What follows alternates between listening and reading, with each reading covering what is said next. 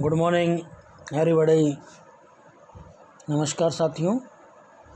राजकीय स्नातकोत्तर महाविद्यालय 12 से मैं डॉक्टर राकेश वर्मा राजनीति विज्ञान विभाग में आप सभी का इस ऑनलाइन क्लासेस में स्वागत करता हूं। प्यारे बच्चों, बीए भाग द्वितीय वर्ष का द्वितीय प्रश्न पत्र भारतीय राजनीतिक व्यवस्था, यह पुस्तक हमारे सिलेबस में द्वितीय प्रश्न पत्र के रूप में हमें प्राप्त होती है। इसमें दिए गए सभी अध्याय हमारे भारतीय संविधान के अध्यायों से निर्मित हैं। हमारे मूल संविधान में जो व्यवस्थाएं दी गई हैं उसका हमें अध्ययन करना अति आवश्यक होता है। इस पुस्तक का उद्देश्य पाठ्यक्रम पूर्ण करना ही नहीं है, अपितु इस पुस्तक से हम जो प्रतियोगिता परीक्षाएं आती हैं उनमें भी प्रश्न पूछे जाते हैं। इसलिए इस पुस्तक का बहुत ही महत्व बढ़ जाता है। इस पुस्तक में जो अध्याय दिए गए हैं उन अध्यायों में हमारी शासन व्यवस्थाओं का अध्ययन हमें करवाया जाता है। इसी कड़ी में आज हम जब इस अध्याय में न्यायपालिका के बारे में बात कर रहे हैं, न्यायपालिका का एक जो पार्ट होता है वो है न्यायिक सक्रियता। हम न्यायपालिका को जानते हैं कि न्यायपालिका के कार्य क्या होते हैं। पिछले कुछ अध्यायों में हमने इस बारे में अध्ययन किया था। आज हम न्यायपालिका का जो एक न्यायिक सक्रियता वाला लेसन देखते हैं। न्यायिक सक्रियता का अर्थ क्या होता है, हम इस बात करते हैं कि न्यायिक सक्रियता क्या होता है। चलो हम पहले बात करते हैं न्यायिक सक्रियता। सक्रियता का मतलब होता है कि हम उस चीज़ के बारे में सतर्क सक्रिय रहें, कौन से जो हमारे लिए अति आवश्यक होता है। न्यायपालिका का कार्य जो है न्याय प्रदान करना होता है। अब जो न्याय लेने जाएगा कोर्ट में उसी को तो न्याय मिलेगा। आप कोर्ट ही नहीं जाओगे तो न्याय कहाँ से मिलेगा।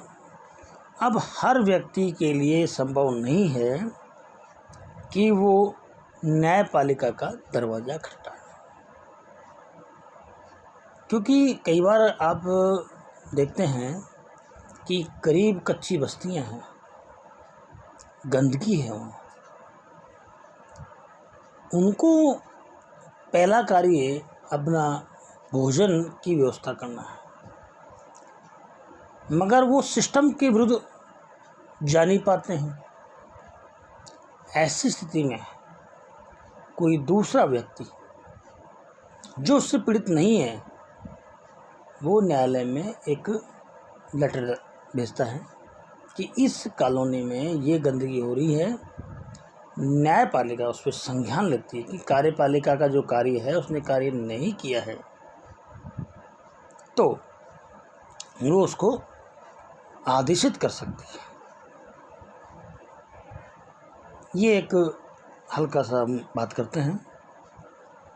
अब न्यायिक सक्रियता का पहला देखते हैं कि न्यायिक सक्रियता नागरिकों के अधिकारों के संरक्षण और समाज में न्याय को बढ़ावा देने में न्यायपालिका द्वारा निभाई गई सक्रिय भूमिका को दर्शाती है। दूसरे शब्दों में इसका तात्पर्य न्यायपालिका द्वारा सरकार के अन्य दो अंगों को उनके संवैधानिक कर्तव्यों की निर्वाह के लिए बाध्य करने की मुखर भूमिका है।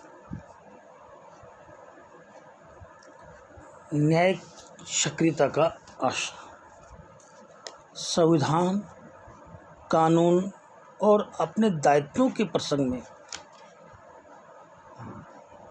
कानूनी व्याख्या से आगे बढ़कर सामाजिक आर्थिक परिस्थितियों और सामाजिक आर्थिक न्याय की आवश्यकता को दृष्टि रखते हुए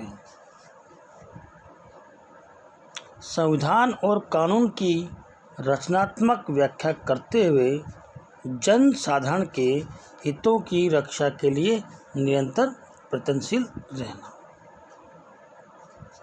इसके अंतर्गत यह बात जोड़ी जाती है कि जन सामान्य के हितों की दृष्टि से आवश्यक होने पर शासन को निर्देश देना और शासन के स्वेच्छाचारिता को रोकना न्यायपालिका का दायित्व है। न्यायपालिका में न्यायिक सक्रियतावाद के एक जो सुप्रीम कोर्ट के जस्टिस हुआ करते थे और उन्हीं की देन मानी जाती है कि न्यायिक सक्रियता हमारे भारत में आई, जिनका नाम है P.N. भगवती। जो न्यायमूर्ति थे P.N. भगवती, उन्होंने 1982 में कहा था कि सर्वोच्च न्यायालय ने विगत 2 वर्षों से देश में विद्यमान सामाजिक आर्थिक राजनीतिक परिस्थितियों को दृष्टि में रखते हुए समस्त व्यवस्था में सक्रिय दृष्टिकोण अपना लिया है। 1982 में कहा था। 1980 से लेकर के अभी तक देखते हैं 14 तक 1980 से लेकर अब देखते हैं कि इस कारण न्यायिक सक्रियता में निरंतर की वृद्धि हुई। 2010 में एच कापड़िया के मुख्य न्यायाधीश के पद को ग्रहण किए जाने के बाद सर्वोच्च न्यायालय ने और अधिक सक्रिय भूमिका तथा भ्रष्टाचार को लेकर अधिक गंभीर रुख का परिचय दिया। फरवरी 2012 में सर्वोच्च न्यायालय ने सरकार द्वारा दूरसंचार के क्षेत्र में दिए गए 122 लाइसेंस रद्द कर दिए और सरकार को निर्देश दिया कि खुली नीलामी की प्रक्रिया को अपनाते हुए नए लाइसेंस जारी किए जाएं। परंपरागत रूप से में ये सोचा जाता रहा है कि न्यायपालिका को राज्य व्यवस्था में मात्र निषेधात्मक भूमिका ही प्राप्त है। न्यायिक सक्रियता के आधार पर न्यायपालिका को निषेधात्मक भूमिका के साथ साथ सकारात्मक भूमिका वस्तुतः एक रचनात्मक भूमिका प्राप्त हो जाती है। इसी आधार पर कुछ विद्वान ये कहते हैं कि न्यायिक सक्रियता के स्थान पर न्यायिक रचनात्मकता या न्यायपालिका की रचनात्मक भूमिका का प्रयोग किया जाना चाहिए। न्याय की परंपरागत अवधारणा के बारे में बात करते हैं। न्यायिक सक्रियता की अवधारणा संयुक्त राज्य अमेरिका में उत्पन्न हुई थी और विकसित भी वहीं हुई। यह शब्द पहली बार 1947 में एक अमेरिकी इतिहासकार और एजुकेटर आर्थर स्लेसिंगर जूनियर द्वारा गढ़ा गया था।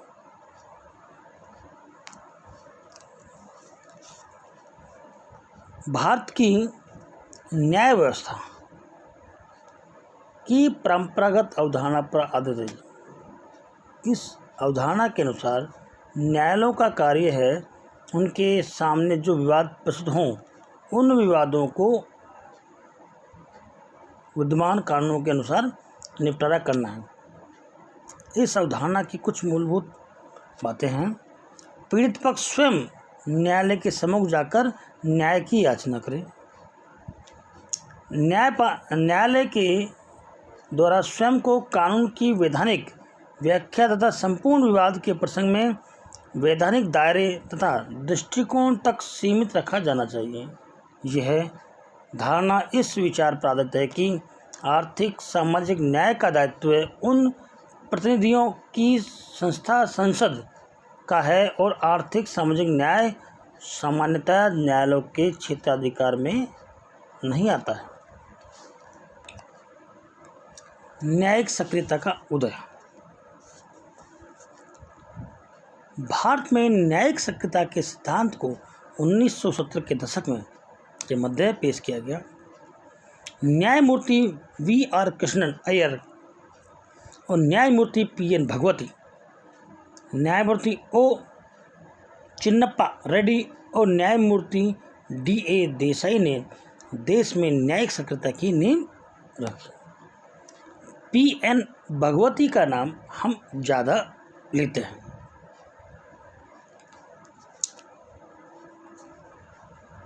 भारतीय संविधान द्वारा भारत में लोकतांत्रिक व्यवस्था को अपनाया है, हम जानते हैं इस चीज़ को। तो संविधान निर्माता संविधानवादी शासन व्यवस्था बनाया था उन्होंने। संविधानवादी शासन की मूल मान्यता यह है कि शासन की मर्यादित शक्तियाँ ही प्राप्त होनी चाहिए। शासन की इस धारणा के अनुसार ही भारतीय संविधान में न्यायिक पुनरावलोकन की व्यवस्था की गई थी। न्यायिक पुनरावलोकन के आधार पर ही न्यायपालिका ऐसे भी कानून को अवैध घोषित कर सकती है जो संविधान का उल्लंघन करता है। इसमें न्यायिक पुनरावलोकन की व्यवस्था को मानने पर कानून निर्माण पर रोक लगाने का प्रावधान तो है ही। न्यायिक सक्रियता न्यायपालिका को कर्तव्य पालन की दिशा में प्रवृत्त करने या मनमाना आचरण करने से रोकने का साधन भी है। न्यायिक सक्रियता न्यायिक पुनरावलोकन की शक्ति का ही विस्तार माना जाता है। जब संविधान लागू किए जाने के बाद लगभग जो परंपरागत अवधारणाएं हमने पाई, उसमें 1970 के बाद निरंतर ऐसी परिस्थितियां बनी जिनके आधार पर न्यायाधीशों और समस्त न्याय व्यवस्था से जुड़ा वर्ग यह सोचने के लिए प्रेरित हुआ कि कानून और संविधान के शब्दों की तुलना में संविधान की भावना और आत्मा को अधिक महत्व दिया जाना चाहिए और संविधान की आत्मा की रक्षा करने के लिए यह आवश्यक है कि तंग कानूनी प्रक्रियाओं के दायरे से बाहर निकल संविधान की रचनात्मक व्याख्या का मार्ग अपनाया जाना चाहिए। अमेरिका में जो है अमेरिकी सर्वोच्च न्यायालय में जनहित याचिका अभियोग। अमेरिका के सर्वोच्च न्यायालय में जनहित अभियोगों की शुरुआत की गई थी, जिसमें पीड़ित पक्ष की कमजोर स्थिति को देखते हुए पीड़ित पक्ष की ओर से किसी अन्य न्यायालय में याचिका प्रस्तुत की और उसे न्यायालय ने स्वीकार किया। अमेरिका के सर्वोच्च न्यायालय ने ऐसे जनहित अभियोगों की शुरुआत की थी जिसमें पीड़ित पक्ष की कमजोर स्थिति को दृष्टि में रखते हुए पीड़ित पक्ष की ओर से किसी अन्य व्यक्ति ने न्यायालय में याचिका प्रस्तुत की और न्यायालय ने उसे विचार के लिए स्वीकार कर लिया। यह जनहित अभियोग की स्थिति थी।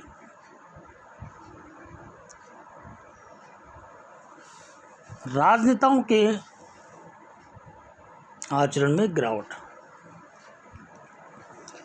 राजनेताओं द्वारा व्यवस्थापिका और कार्यपालिका में सामाजिक आर्थिक न्याय के प्रति लगाव की बातें कर रहे थे, लेकिन व्यवहार में उन्होंने सामान्य जन और उनके हितों के प्रति घोर उदासीनता का स्थिति को अपना लिया।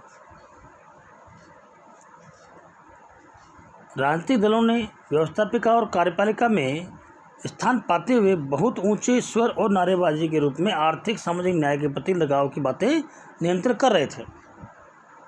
लेकिन व्यवहार में उन्होंने सामान्य जन और उनके हितों के प्रति घोर उदासीनता की स्थिति को अपना लिया है। यह स्थिति न्यायाधीश सहित समाज के सभी संवेदनशील तत्वों को नहीं भाई। ऐसी स्थिति में न्यायाधीशों ने सोचा कि व्यवस्थापिका कार्यपालिका को जनहितों के प्रति सचेत किया जाना चाहिए। विधायिका की उदासीनता। सत्ता पक्ष अपनी कुर्सी बचाने में लगे रहे तथा विपक्ष टकराव में लगे रहते हैं तो न्यायालय को सक्रिय होना अति आवश्यक हो जाता है।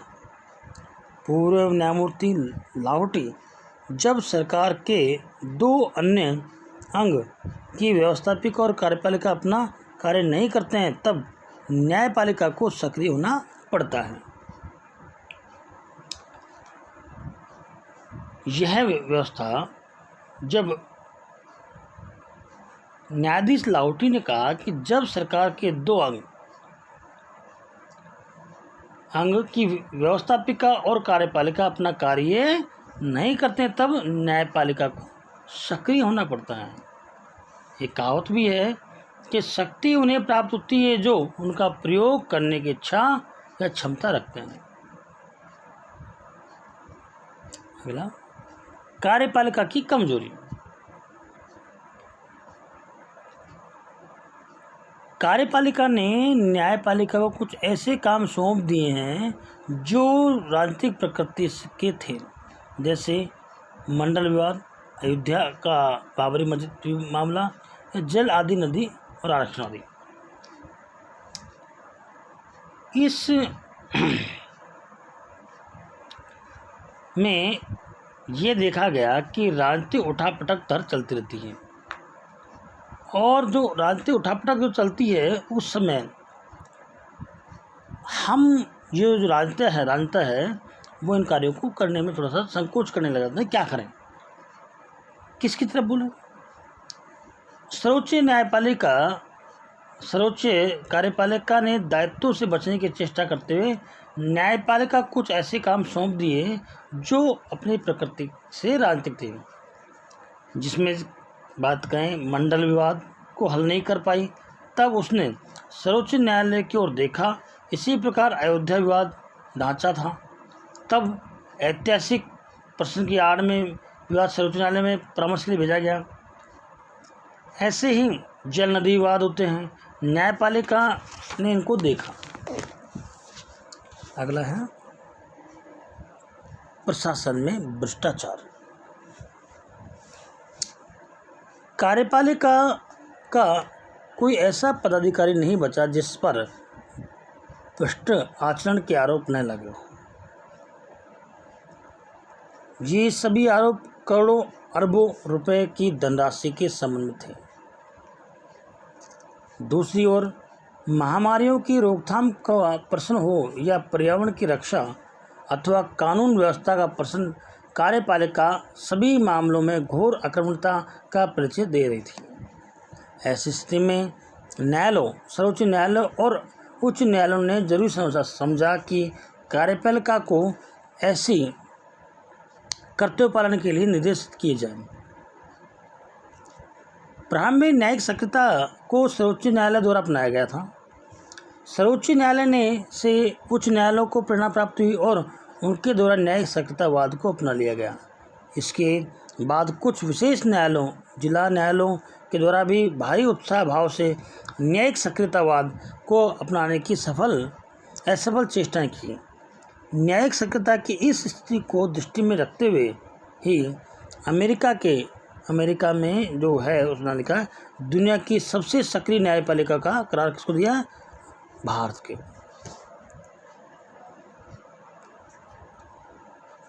इस प्रकार हमने आज न्यायिक सक्रियता की बात की। न्यायिक सक्रियता में सबसे महत्वपूर्ण बात यह है, इसका उदय हम अमेरिका में मानते हैं। उसके बाद भारत में न्यायिक सक्रियता को तो बहुत ही अच्छी तरह अपनाया। न्यायमूर्ति PN भगवती ने इस कार्य में बहुत जोर लगाया कि न्यायिक सक्रियता भारत में बंद है। न्यायिक सक्रियता